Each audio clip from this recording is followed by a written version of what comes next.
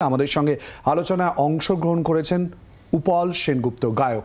উপল, একটা দূরত্বের কথা বারবার করে চলে আসছে ভারত এবং বাংলাদেশ, আর যে বাংলার মাটিতে আমরা রয়েছি পশ্চিমবঙ্গ, তাদের সঙ্গে তো একাত্ম সম্পর্ক বাংলাদেশের আরো বেশি পরিমাণে।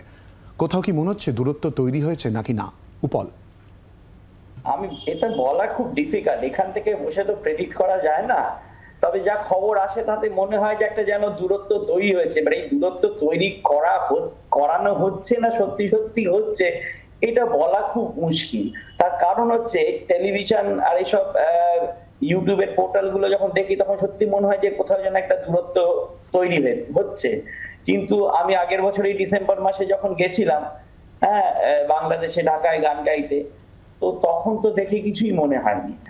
এবং সত্যি মনে হওয়ার কথাও না। তারা প্রত্যেকে আমাদের গান গাইছে এবং আমরা যেখানে যেখানে গেছিলাম, যারা আমাদের অর্গানাইজার নিয়ে গেছিল, সব বাচ্চা বাচ্চা ছেলে, অল্প বয়স্ক ছেলে, তারা আমাদের আমরা বাংলাদেশের খাবার খাবো বলেছিলাম, কি কি খাবার খেতে চাই, তারা একদম মানে প্রচন্ড উৎসাহের সাথে আমাদেরকে সব জায়গায় নিয়ে গেছিল।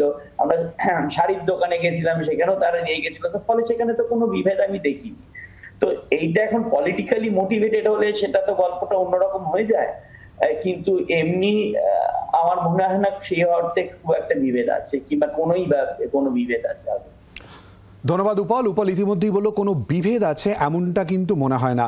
আমরা এই নিয়েই কথা বলেছিলাম আবুল বাশারের সঙ্গে, সাহিত্যিক। এছাড়াও আমরা কথা বলেছিলাম শিক্ষাবিদ পবিত্র সরকারের সঙ্গে। তারা কি বলছেন শোনাবো। বাঙালিকে রবীন্দ্রনাথ বলেছেন সাহিত্যিক জাতি। এই সাহিত্যিক জাতি একভাবে নিজেদের গড়ে তুলেছে অনেক দিন ধরে।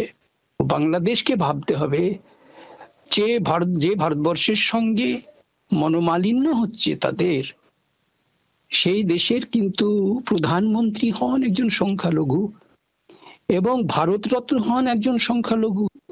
সব দিক থেকে সুসম্পর্ক বজায় রাখা কিন্তু ঢাকারও উচিত, এবং তার জন্য ওখানকার সংখ্যালঘুর নিরাপত্তা এবং তাদের প্রতি সমদৃষ্টি এটা বজায় রাখা উচিত।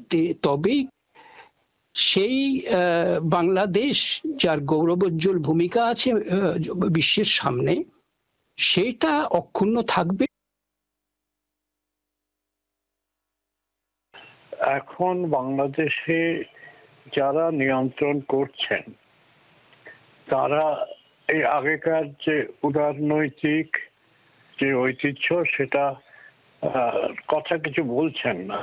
অশিক্ষিত লোক, তাদের হয়তো বিশ্ববিদ্যালয়ের ডিগ্রি আছে, কিন্তু তারা এত অবল টবল কথা বলছেন, বাংলা, বিহার, ওড়িশা দখল করে নেবেন, এই দখল করবেন, কলকাতা দখল করবেন, অবল টবল।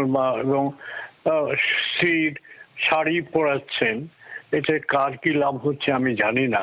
এটা হওয়া উচিত ছিল না, কারণ ডক্টর মোহাম্মদ ইউনূস তো শান্তির জন্য নোবেল পুরস্কার পেয়েছেন, তার একটু শান্তি বজায় রাখা উচিত ছিল। বাংলার আওয়াজ, বাঙালির আবেগ, জি 24 ঘন্টা।